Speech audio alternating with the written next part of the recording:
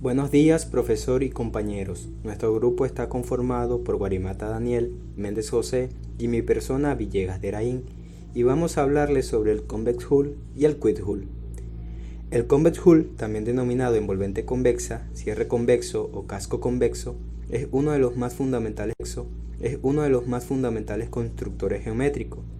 La explicación intuitiva del casco convexo es bastante simple, lo cual resulta un tanto curioso, porque de pronto la definición como tal es complicada, pero el significado geométrico no. La idea es que se puede tener un conjunto A con diversos puntos, pues el casco convexo puede ser interpretado como la unión de todos los puntos externos de A. Para verlos más claramente, tengamos en cuenta el siguiente ejemplo. Aquí tenemos los siguientes puntos geométricos en el espacio, y la unión de los puntos más externos sería el casco convexo. Otra manera de visualizarlo es suponiendo tener una liga que se está contrayendo y los primeros puntos que toque sería su envolvente convexa. Existen varios algoritmos para el cálculo de la envolvente convexa, tal como lo es el algoritmo de Jarvis-March, que fue propuesto por Jarvis en 1973 y es uno de los algoritmos más simples y posee una complejidad computacional en el peor de los casos de O de n al cuadrado. Tenemos también el método de Graham, que fue publicado en 1972. Es un algoritmo mucho más eficiente y posee una complejidad computacional de O de n por logaritmo de n. También tenemos el quick hull recursivo, creado de forma independiente en 1977. Tiene una complejidad esperada de O de n por logaritmo de n, pero que puede llegar a degenerar, en el peor de los casos, a una complejidad de O de n al cuadrado. Ahora hablaremos un poco sobre la historia de los algoritmos que calculan la envolvente convexa. Y el primer método que utilizó el hombre para calcular la envolvente convexa era por fuerza bruta. Dicho proceso tenía un coste temporal de O de n a la 4. Este coste es demasiado elevado, y en 1972 Graham presentó el primer algoritmo de coste O de n por logaritmo de n, denominado el scan de Graham. En 1978 se había demostrado que encontrar la envolvente convexa de un conjunto de puntos tenía un coste exacto de O de n por logaritmo de n, y ya se habían presentado algoritmos sencillos para hacerlo con dicho coste. Evidentemente, dichos algoritmos podían utilizarse para encontrar la envolvente convexa de cualquier polígono, teniendo en cuenta únicamente las coordenadas de todos los vértices. En el empeño por mejorar este coste surgió el primer algoritmo de tiempo lineal, que fue propuesto por Slanky en 1982, pues se trató de corto y elegante, que superaba la cota temporal de O de n por logaritmo de n. Sin embargo, y desafortunadamente, se trataba de un algoritmo incorrecto.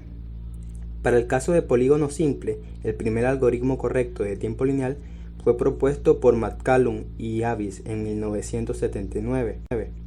El algoritmo de tiempo lineal, generalmente aceptado como el mejor hasta el momento, fue propuesto por Melvin. Ahora veamos el esquema algorítmico de quick hull, donde vamos a ver los pasos, el pseudocódigo y la explicación. Tenemos un primer ejemplo, una idea general en la cual podemos visualizar cómo es que funciona este algoritmo. En la imagen de la izquierda tenemos una mano que podemos representar como una sucesión de puntos en el espacio. ¿Y qué hace el algoritmo? Bueno, el algoritmo lo que hace es calcular los puntos más externos y unirlos, en pocas palabras, en palabras sencillas. Y como podemos ver, se traza un polígono convexo alrededor de este. En la imagen de la derecha también podemos ver cómo está representando una figura con una sucesión de puntos en las cuales el algoritmo lo que hace es calcular los puntos más externos para así poder representar un polígono convexo. Entonces, teniendo esta idea general, vamos a ver entonces una ilustración más gráfica del paso a paso de cómo funciona este algoritmo.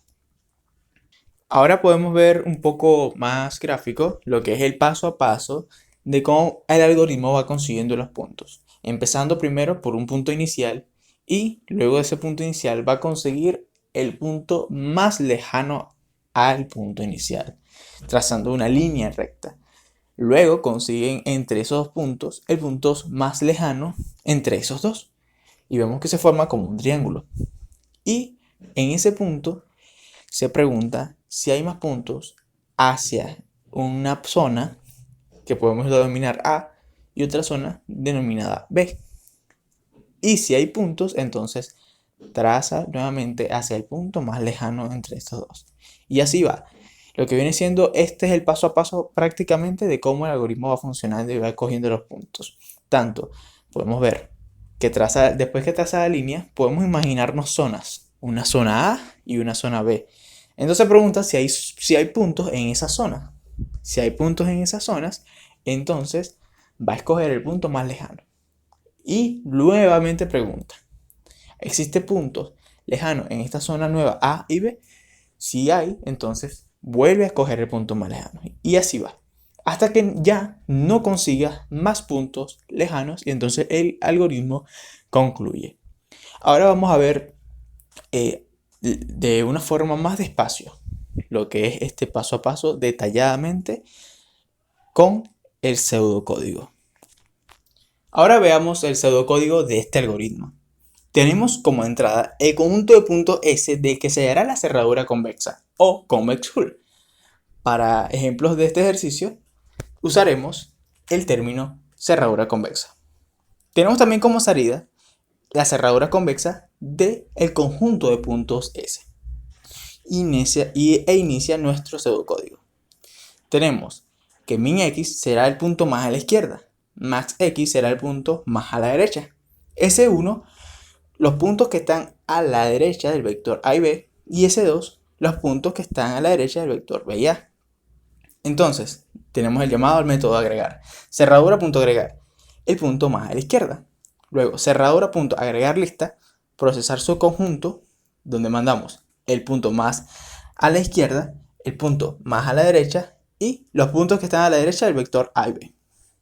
Luego, cerradura.agregar, el punto más a la derecha y cerradura.agregar lista, procesar su conjunto de el punto más a la derecha y el punto más a la izquierda y los puntos que están a la derecha del vector B y A. Tenemos acá una función que no hemos analizado, que es la de procesar su conjunto. Vamos a ver qué contiene esta función. En esta función, procesar subconjuntos, tenemos como entrada el punto A, el punto B y el subconjunto de puntos S. Y tenemos como salida la cerradura convexa de S. Y inicia nuestro pseudocódigo, en donde preguntamos si no es vacío el conjunto de puntos S, entonces C va a ser el punto lejano del vector A y B. A va a ser los puntos que están a la derecha del vector AC y C los puntos que están a la derecha del vector CB. Y ya vamos a los métodos. Cerradura.agregar lista, procesar su conjunto, donde mandamos al punto A al punto C y los puntos que están a la derecha del vector AC. Luego, cerradura.agregar el punto más lejano del vector AB y cerradura.agregar lista, procesar su conjunto del punto más lejano del vector AB, del punto B y de los puntos que están a la derecha del vector C y B.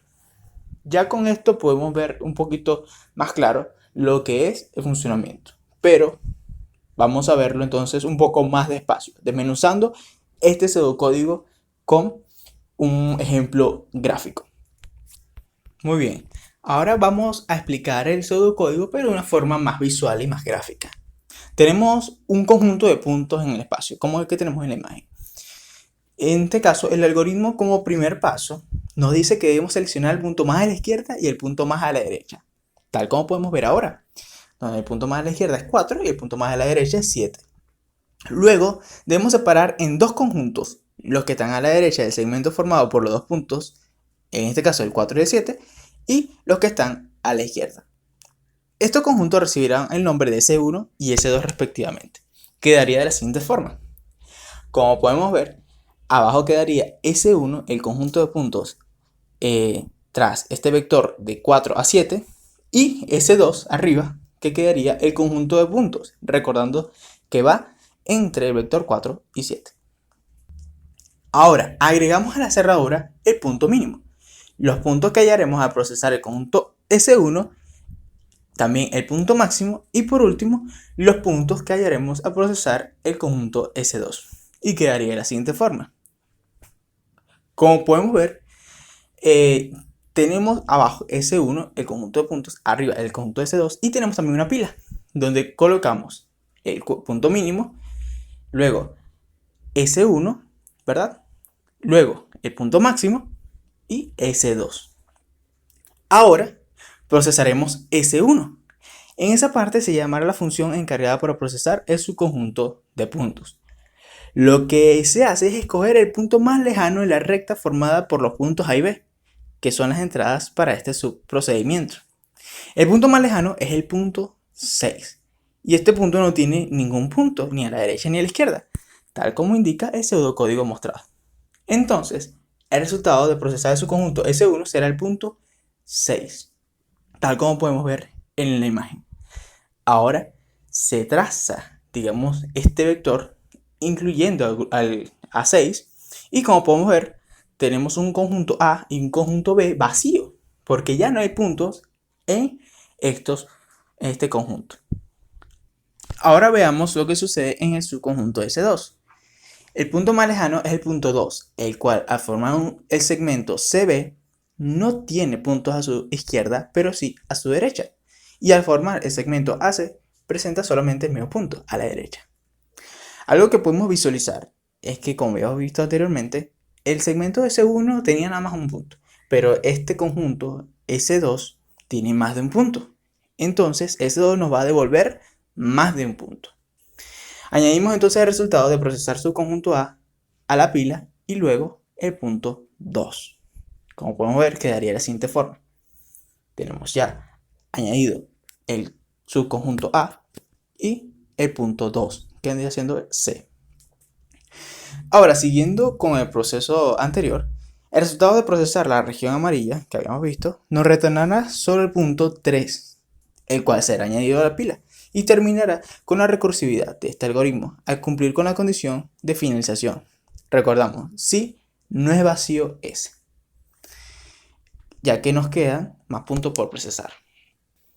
Entonces, utilizando los puntos almacenados en la pila, podemos ahora generar la envolvente convexa de nuestro conjunto de puntos, finalizando con esto todo el procedimiento y quedando de la siguiente forma. Ya con esto mencionado, podemos imaginarnos el alcance que tiene este algoritmo, siendo también considerado para resolver problemas en espacios 2D como también 3D, como podemos ver también en la siguiente lámina, donde tenemos un conjunto de puntos en un espacio tridimensional y el algoritmo Keyhole lo que aplica es el mismo procedimiento que acabamos de ver, pero en un espacio 3D. Entonces, en vez de considerar simplemente un eje X y un eje Y, se consideran las tres posiciones de los puntos en el espacio. A continuación vamos a ver entonces un ejercicio y la aplicación de este algoritmo. Saludos. En este ejemplo problema nos pide encontrar el punto con la coordenada x mínima, dígase mínimo de x, y de manera similar el punto con la coordenada x máxima, máximo de x. Hacer una línea que una estos dos puntos, por ejemplo L. Esta línea dividirá todo el conjunto en dos partes. Para una parte, encontrar el punto P con la distancia máxima desde la línea L, donde P forma un triángulo con los puntos mínimo de X y máximo de X. Está claro que estos puntos residen dentro de este triángulo, nunca pueden ser parte del casco convexo. Aquí tenemos un código para nuestro problema. Aquí podemos ver que en la función findSide se devuelve el lado del punto P con respecto a la recta uniendo los puntos P1 y P2. Ahora, en la función lineDist devolvemos un valor proporcional a la distancia entre el punto P y la línea que une los puntos P1 y P2. Aquí en la función QuickHool, los extremos de la línea L son P1 y P2. Estos lados pueden tener valor 1 o menos 1, especificando cada una de las partes formadas por la línea L. Dentro del for, aquí encontramos el punto con la distancia máxima de L y también el lado específico de L. Y si no se encuentra ningún punto, se agregan los puntos finales al convex hood.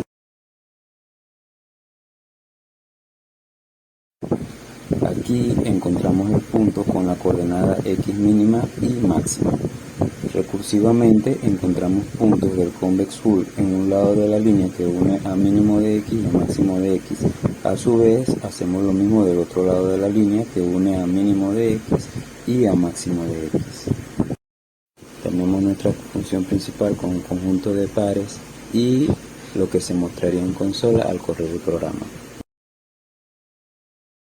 Ahora se hará una demostración de la corrida del programa para mostrar los resultados obtenidos. Como se puede ver, aquí nos muestran los mismos resultados que se habían mostrado antes en la diapositiva, de los conjuntos 0, 0, 0, 3, 3, 1 y 4, 4.